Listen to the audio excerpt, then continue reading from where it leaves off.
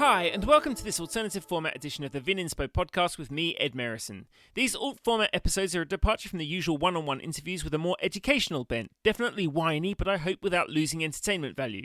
My guest is certainly a born entertainer. He's Ernst Loosen, and he's been at the helm of the Dr. Loosen estate in Bernkastel in the Mosel Valley since the late 1980s. Coming up is a 20-minute conversation with Erni where I ask him to answer a relatively specific question. Come vintage time, how the heck does he go about marshalling his pickers and selecting grapes for so many different styles of Riesling? It's a long answer, partly because Erni is no stranger to a tangent, but more so because it's a complex process for any Mosel estate, not least for one of the foremost producers in the valley. I'm going to give plenty more background on this topic in a sec, but before I do, I want to put it out there that the Vininspo Substack, which includes this podcast, is enjoying a highly engaged audience in certain circles which may create the illusion of reach, even success. In fact, reach in the digital realm has little to do with quality and a lot to do with visibility. This is why indie media enterprises like this fly way under the radar and disappear unless the work is demonstrably appreciated. That means showing the algorithm that you value it by liking, commenting and sharing the work, encouraging like-minded people to do so, and maybe taking up a paid or unpaid subscription. Actions speak much louder than words, especially if you're dependent on machines to filter content. Okay, back to the show. As I said, this is an educational affair, and the show notes provide additional context. Even better, I've written a Substack post and published it as a subtitled video of this interview to make it even clearer which vineyard and wine style Erni is referring to. There are also maps and photos to get your bearings and add texture. Before I let Erni take the mic, I want to put you in the picture of this place. The Mosel Valley is in Germany's west. It's named after the Mosel River, which rises as the Moselle, Moselle, in the Vosges Mountains in France. In Germany, it twists its way up to join the Rhine River at Koblenz. The Upper Mosel, or Obermosel, crosses the border into Germany and winds its way up to the city of Trier. Around here, you have the famous tributaries of the Saar and Ruwer, both of which are home to famous producers and distinctive wines. This area is referenced in my podcast with Cornelius Dernhoff and Philipp Wittmann. At the opposite end, at the river's northern tip, you have the Untermosel, or Terrassenmosel, known for its towering stone terraces. This is where you'll find Hyman Löwenstein, about which I penned a tribute to its renegade founder, Reinhard Löwenstein. And in between, you have the Mittelmosel, or Middle Mosel. Here, in the village of Bernkastel, you will find Weingut Dr. Loosen. Erni has grand-cru vineyards, the German is große Lagen, in several villages. Travelling downriver, these are Bernkastel, Grach, Wehlen, Urzig, Erden, Lösnich, Kinheim and Brem. Using the German convention of adjectivizing the place name and prefixing it to the vineyard name, the große Lagen are Bernkastel Lei, Bernkastel Johannisbrünnchen, Grache Himmelreich, Grache Domprobst, Wehlener Sonnenur, Urziger Wurzgarten, Erdner Prälat, Erdner Treppchen, Lösnicher Fürstelei, Kinheimer Rosenberg and Bremer Kalmont. The Mosel is Germany's oldest wine-growing region, with the Romans bringing vines here 2,000 years ago. In 1787, the Archbishop of Trier decreed that Riesling replace all inferior vines in the valley. A century later, Germany's Riesling wines were the most revered and sought after on the planet. All kinds of things went pear-shaped for Germany in the 20th century, and it also shot itself in the foot with wine laws that undermine the primacy of good farming and the supremacy of Riesling and other quality grapes. These days, Riesling is back where it belongs, number one in Germany. It accounts for just over 62% of the Mosel vineyard. Mosel Riesling is the world's most distinctive rendition of this grape, and that distinctiveness is born of hugely specific circumstances, to which the river valley is key. This is a cool continental climate at high European latitudes. That makes it marginal for ripening Riesling grapes. Please refer to my interview with Jason Lett of the Eyrie Vineyards in Oregon for a great explanation of marginality. Though relatively cool, summer days are long with hopefully plenty of sunlight bringing intense bright flavours to the grapes, which, though they achieve relatively low sugar and therefore potential alcohol levels, hang for a long time on the vine, developing surprising depth. Because water cools more slowly than land, the river helps extend the growing season by delaying the onset of properly cold weather. It also reflects light onto the vines. On the banks of the river, the vines climb steep slopes, ideal for intercepting more light. As you drive up the valley, it's obvious that most of the planted slopes share the same orientation, facing predominantly south for maximum sunshine in the northern hemisphere. The soils are mostly slate, although Urziger Wurzgarten is extremely rare with its red volcanic rock. These extremely stony soils retain and re-radiate heat. This is an exceptional set of circumstances, ensuring slow but complete ripeness in a cool place where acidity will naturally be high and grape sugars comparatively low.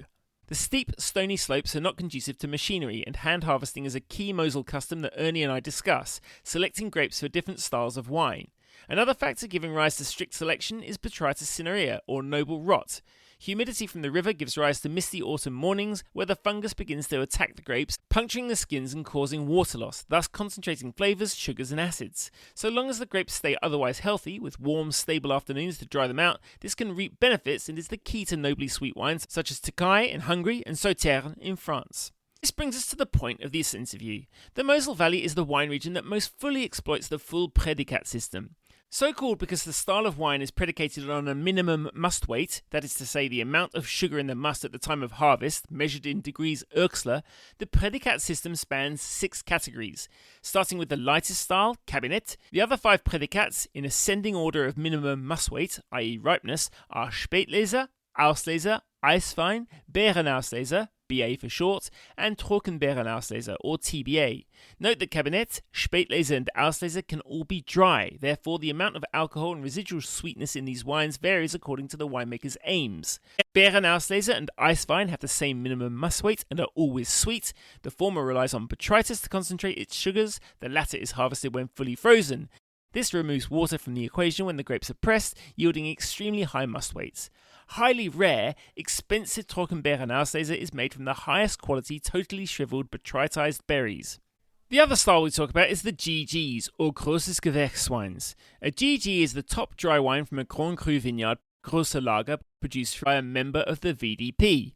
Dr. Loosen, Wittmann, Dernhoff and Gunderloch are all members of this private band of quality-focused growers. Again, there is more context on this in my interviews with Cornelius Philipp and Johannes Hasselbach of Gunderloch.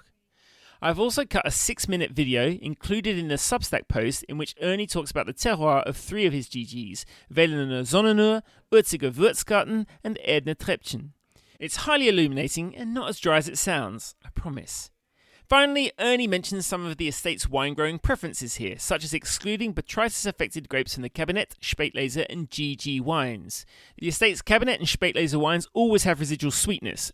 As a rough guide, usually just above 40 grams per litre of residual grape sugar for the Kabinett and 60-ish for the Spätlese. The Auslese wines comprise roughly 50% healthy and 50% botrytized berries and come in with roughly 90 grams per litre residual sugar.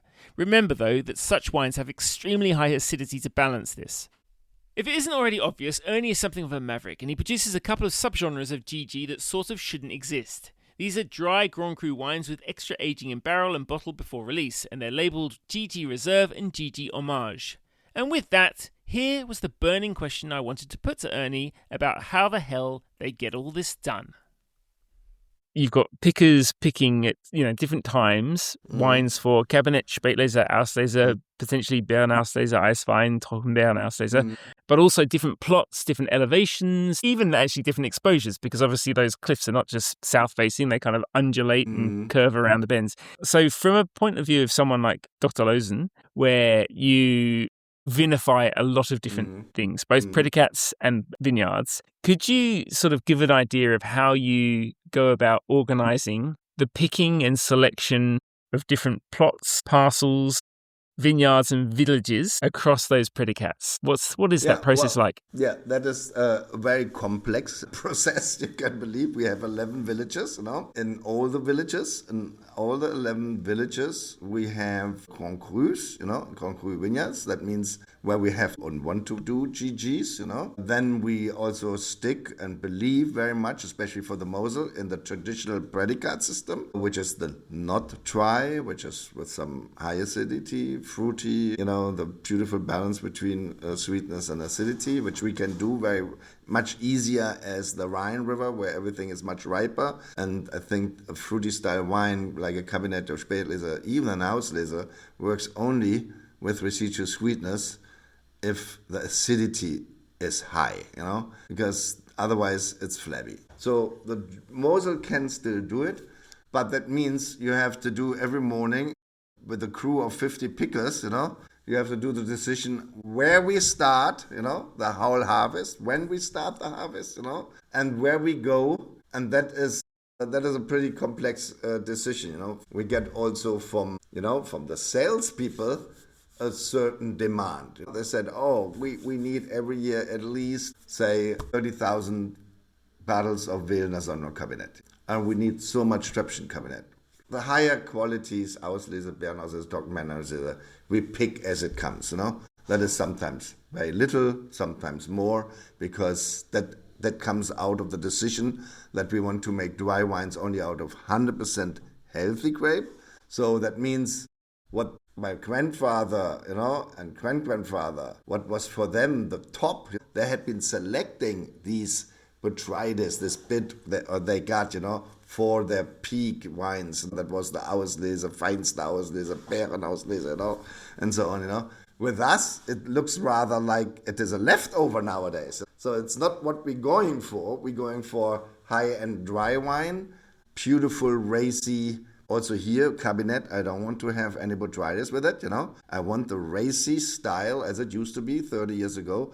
That is the only thing, the opposite, now to the early days. For us, in the old days, they did the most expensive wines. They selected the botrytis, Bärenauslese, Trockenauslese, Feinste Auslese, That was the selection to reach the highest. Now we have to do all this fucking work, for the lowest Prädikat, for the cabinet, because therefore that we don't want to have a botrytis in there, we select only the healthy grapes for the cabinet out, So first, we start in every picker, get a black bucket, a red bucket, and a little white bucket. Because from the first day to the last day, we do the selection. Black bucket, all the healthy grapes goes into the black bucket, Then if there's already some botrytis, so bunches which are, say, 50% botrytis size, 50% healthy, we cut them out, and that goes into the red bucket. And then we see what the must weight is, and that's usually, Auslese, but if it is a little bit earlier, it's rather Spätlese, And then if it looks good, we pick out the 100% botrytis, the 100% shriveled grapes, so no healthy grapes with that. That is going in this little bucket because it's often not much, in a little bucket which is hanging in the other bucket, and there's going the 100% botrytis in there. So this selection is done from first day to the last day. Every picker has these 3 buckets and has to do it from the first day. Okay, when we start picking and it looks beautiful, there is no botrytis, Then they don't take the white bucket. They can do 100% botrytis. They don't take the little white bucket with them. Then they have only 2 buckets. Because then in the beginning, we also don't want to declassify. That means we want to make a typical cabinet Riesling, as it was done in the old days, with a lower alcohol. Cabinets which are only 8.5, 9 maximum % alcohol. Actual alcohol, And that means there's a team always, before we start harvesting, going through all the parcels or through all the villages and take samplings, Then we have a lot of samplings, then they're pressing it, and then they're checking on the must weight, on the potential alcohol, sugar ripeness, and on the acidity. Because we need cabinet. The cabinet is still for us a very, very important product. And I like it and love it, and also the world love it, And so, therefore, that we don't want to just pick and see what we got, because we might be too late, and then everything is already in the, say, riper, Spät and Auslese level. I don't want to declassify it, And that is a bit like I remember I did once with my team here, winemaker, viticulture. We did a company holiday, and they said, oh, let's go to the Wachau. And that was end of September. And we had an appointment with Knoll, and he was already up on the press and was pressing. I said, oh God, you guys are already in the harvest. Yeah, it's such a warm vintage. We have to hurry up, because they are also not allowed to declassify.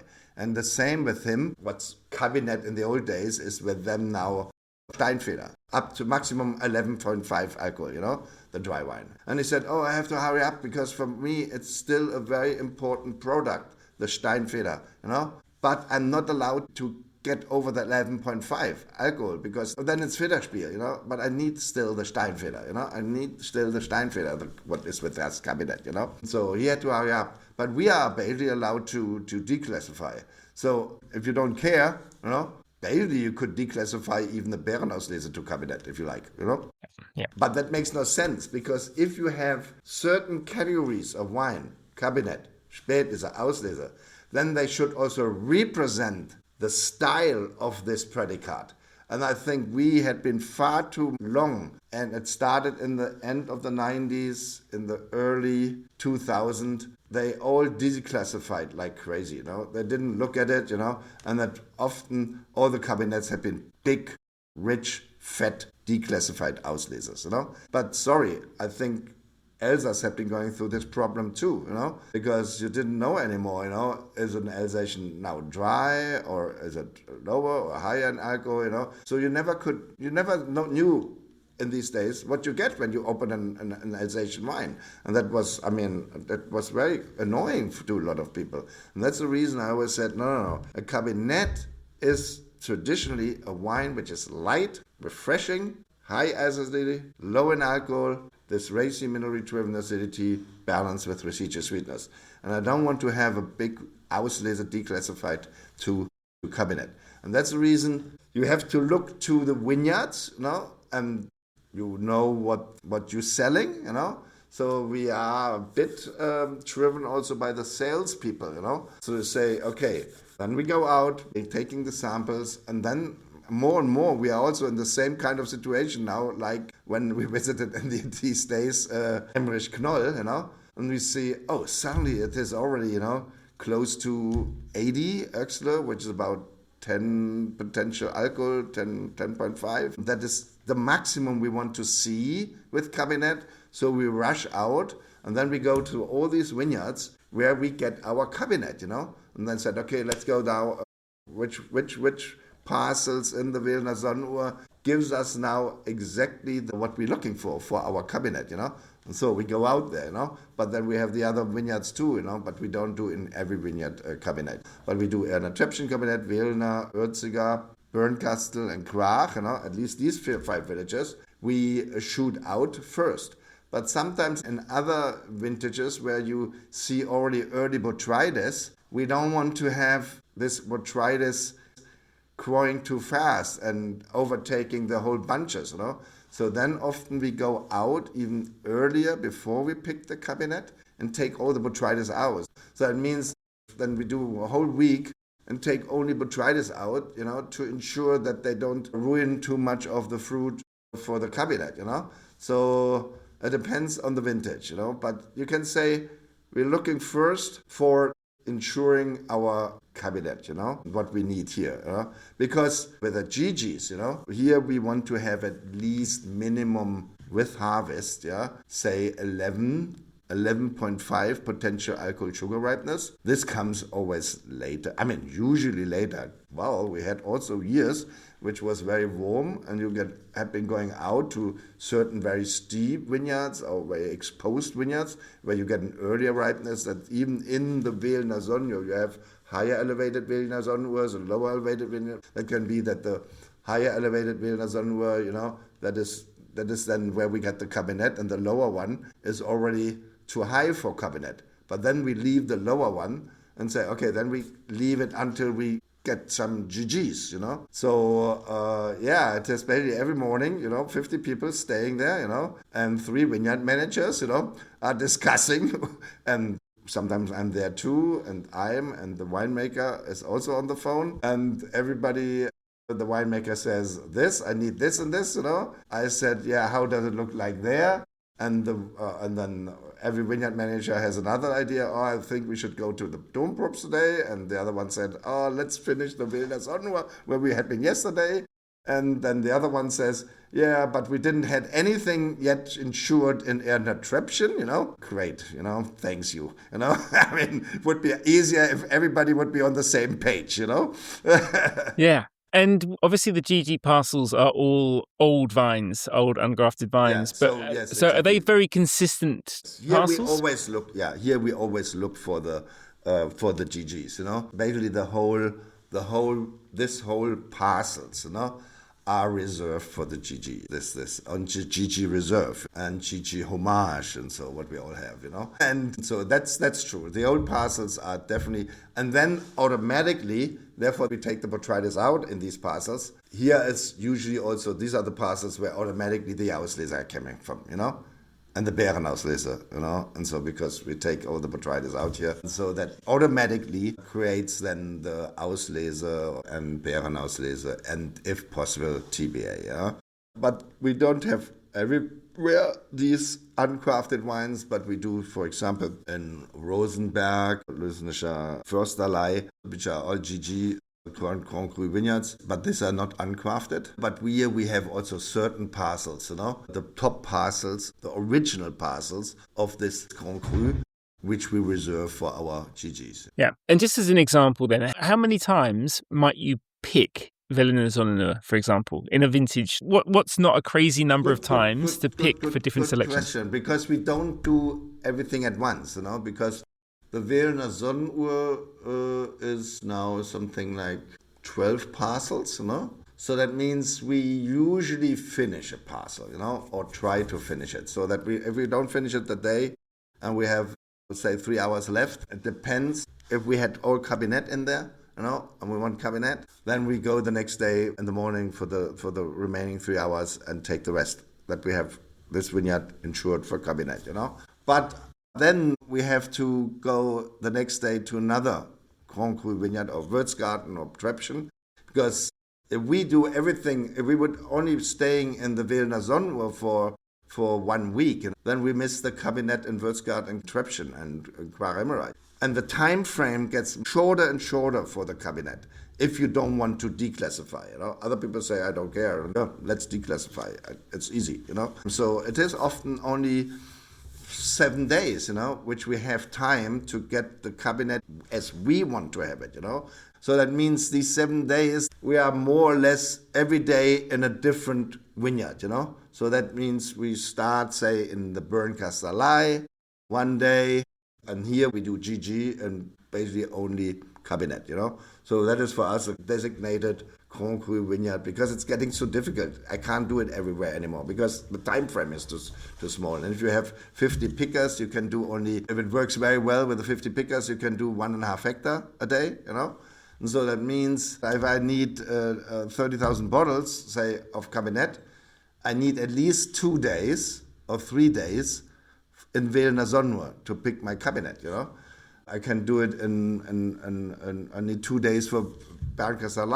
I do 1 day in Ötzig, could possibly do the cabinet, and 1 day in Erni, Treppchen, But then our 7 days are already gone, So from that point of view, we have to hurry, to get this program done. But altogether, we come back to Wählner Sonnenuhr then for the Spätlese pick, Sometimes if it is a warmer vintage, we see sometimes that you have uneven ripeness on one wine, that the grapes which are more in the shadow behind the wine, they are less ripe, and in front where they are exposed to the sun, you see more yellowish, sweeter, more aromatic, so that we even do sometimes a kind of a selection that we say, okay, we can do today in the same vineyard 3 different wines. You take the bunches on the back, which is rather cabinet, higher acidity, lower ripeness. We take the one from the front, which is healthy but higher ripeness, more aromatic, that is the Spätlese, and then the botrytis you take out, which is the Auslese. So that means you can also have sometimes, depending on the selection you do, you can do the same day in the same vineyard, cabinet, the front, the riper fruit, which is healthy, Spätlese, and take the botrytis out, which is Auslese. Or you can do also in a vineyard like where we do GG, You take the healthy fruit out, which is then the GG or GG reserve. You take the medium botrytis fruit out, which is then Auslese, and then you select the 100% botrytis out, which is then Bernkastel, and can also, if it is very late, or if it is super shriveled, can also do out of the Bernkastel, you do on the trailer a selection of Trocken Bernkastel. So that means the same day you do 4 different wines out of the same vineyard on the same day. So it is not that easy to explain. I mean, I think, in France or everybody, Sauternes, they say we're going 5 times through the vineyard, and taking the botrytis out again and again and again. With us, we strip a vineyard completely, but we strip it into different selections. These different selections make then the different quality. But we're not going to a vineyard and take only certain things out. and then we come back to the same vineyard, and then we take this out and this. No, we do these selections always the same time. Because our weather is not very predictable, Because if you have beautiful botrytis, say it that way, and you get 2 or 3 days of rain over it, it's done. You have to do the same work, but you have to throw it away, Then all the work of selection is for nothing. So we rather take what we got and then put it into the different categories, Yeah. Instead gambling to higher ripeness with the bad weather that can go. Yeah, and Spätlese, if you're being so precise about Cabernet, is that a decision based in the vineyard taste or looking at also by parcels? Ripeness, Also by ripeness, Because it is in the nature of ripeness of fruit. It doesn't matter what you have. If you have strawberries in your garden or whatever, if you pick them early, they are unripe, more green, not so sweet. If you pick them very late, they're extremely aromatic and very sweet. That's the reason we are chased by the time, Cabernet is this type of fruit which is slightly unripe, Because it is the first pick. They're still green, very healthy, green, And the sugar ripeness is, say, 9.5 to 10 potential alcohol. The acidity is still high. But as longer you hang it, with every day, we say, every day produce 2.1 oxler, which is 2.2 gram per liter sugar. If you have 10 days more hang time, beautiful weather, you have 22 gram more sugar. So the potential alcohol sugar ripeness, is then instead 10, 11 or 11.5, Yeah. But that is then not a cabinet for us anymore. So that means that falls into the Spätlese category, 100% sure. If it is on the press and the grapes get pressed out and the juice is running out, we take immediately the sugar ripeness or the potential sugar ripeness of the juice, and then you convert it into alcohol, and then you immediately know, this is so much. This is now too high to declassify to cabinet, So 100% sure we only after pressing, But so Spätlese needs a little bit longer hang time. That's more this yellowish fruit, So in the back, if you do the selection on the same wine, you see in the front they are yellowish, they laugh at you, they are also sweeter, more aromatic if you taste them. And the one in the back you see there's a bit higher acidity, they're a little bit. So, you see this is the difference, And Auslese, as the name already said, Auslese selection, is for us always a kind of more or less botrytis-sized fruit, which we select out for the noble sweet Auslese.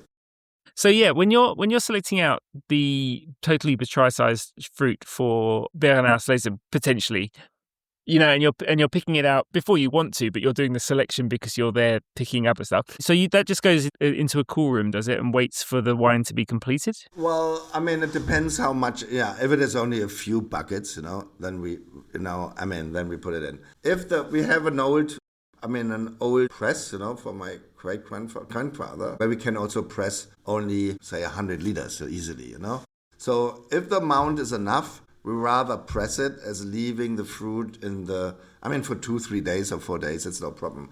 But we don't want to have the fruit, say, because we don't know when we come back next time to Wildersonne or so, and wherever we find it. Yeah. So you hold it as juice for longer.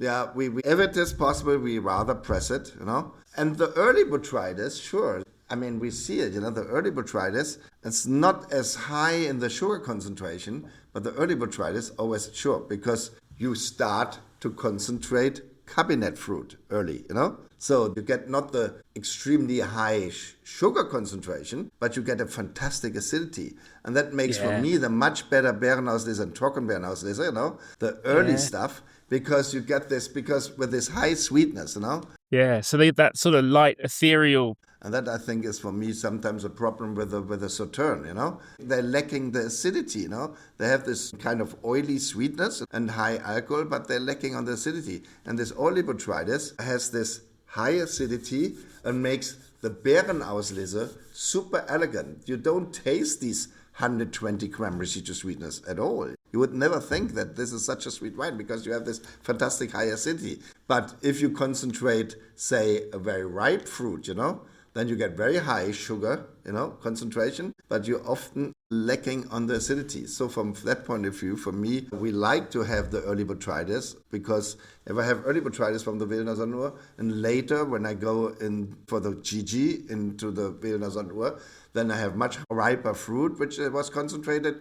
This is higher sugar level, lower acidity, and that with the early botrytis makes a much nicer Beerenauslese, because I get the acidity from the early botrytis, Beautiful. That's it for this week's edition of Vininspo Alternative Format. I hope you enjoyed it. If you did, please make your feelings known loud and clear on the social media and podcast platforms where you came across it. Don't miss that short and sweet video on Erni's GGs too. Catch it at edmerison.substack.com. Big thanks to Erni for being such a good sport always, and to his Aussie importer Cellahan for facilitating this. A return to regular programming next week. Subscribe to Vininspo to have the next interview land directly in your inbox. But for now, live wine to the fullest. Cheers!